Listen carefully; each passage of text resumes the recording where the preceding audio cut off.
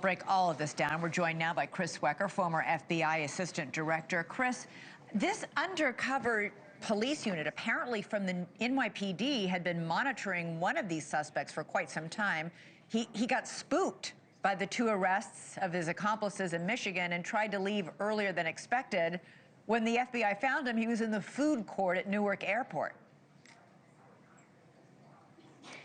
Yeah, I mean, I think it was much more than just the FBI in Newark and the NYPD. I think the Joint Terrorism Task Forces in both Newark and Dearborn, Michigan, Detroit, Michigan, were working together on this. This case started in 2024 when one of them was coming through immigration, and alert customs agent took his phone and looked at it and saw some searches that related to terrorist attacks. So I think, this case has absolutely everything in it. It has wiretaps, it has an informant, it has physical surveillance over the course of 2 months between several different states.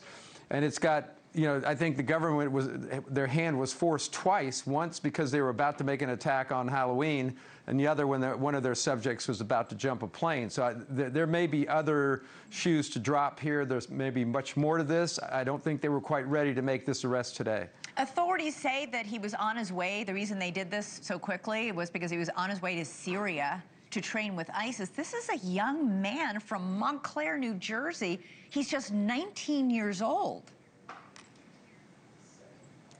2 19-year-olds and 2 20-year-olds involved in this plot so far that we know of. So yeah, it makes you wonder. Again, we've talked about this in the past, the long arm of ISIS or any terrorist organization reaching into people's homes and indoctrinating 19-year-olds and 20-year-olds. And, here's this guy who's supposedly assimilated into the United States. His father's a poet, seemed to be well established in a very Tony neighborhood in New Jersey. And there's just no explaining this. Yeah. They'll have to do a post-mortem on this one, but, it just shows you how quickly people can get radicalized and how powerful the internet is to do that. Yeah, it's stunning, really, to radicalize them to not just commit violence, but also to get on a plane to fly to Syria to train to be in ISIS. Here's the thing that really stands out, though. These charging documents reveal there was another person in this ring. It was actually 5. Who was only 16 years old, and that this 16-year-old was the one who was the most enthusiastic about launching this attack, urging the other men that it was time to strike. There's one text message from him that read, I've got it, they call it the pumpkin attack.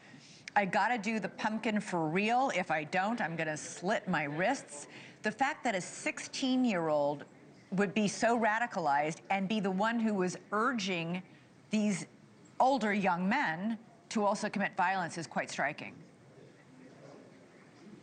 It is striking. I mean, again, the internet is powerful, and these kids they live on their phones. They live in the internet. That becomes their reality, and so they soak it all up. If they're disaffected, if they have, there's something, they're going through something, or some mental issues, or emotional issues, or just plain being 16, and here comes someone to tell you, hey, it's not you, it's them.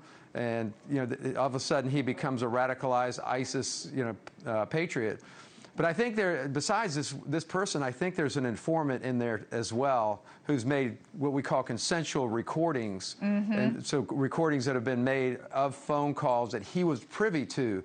So query whether that 16-year-old was the informant or became the informant at some point. Yeah, it was interesting. The defense lawyer for one of the young men arrested said, this isn't evidence of anything. They were all just talking about video games. Hard to look at those messages and all that gear they found and just say, it's just a bunch of really armed to the teeth young men who are actually just talking about video games. Yeah, it's interesting with Ali and Mahmoud. They had firearms, they had weapons, they had all the means and methods of conducting a terrorist attack. Right. The other 2 seem to be talkers, if you will, and planners, and they're part of it. But they seem to be, and one of them talks about going to Syria and may have been on his way to Turkey and on to Syria. but they hadn't taken any steps that we know of yet. I mean, I will say the FBI and the law enforcement agencies are playing this one very close to the vest for a change. Yeah. Because usually Kash Patel's out there out front spilling evidence in every direction. Not this time. So I think there's a lot more work to do here. I think this is, you know, there's more to come. Chris Swecker, I'm sure we'll be talking to you a lot in the coming days. Appreciate you coming on tonight. Thank you for watching. Subscribe below and download our NewsNation app right now on your phone, and you will get fact-based, unbiased news for all Americans.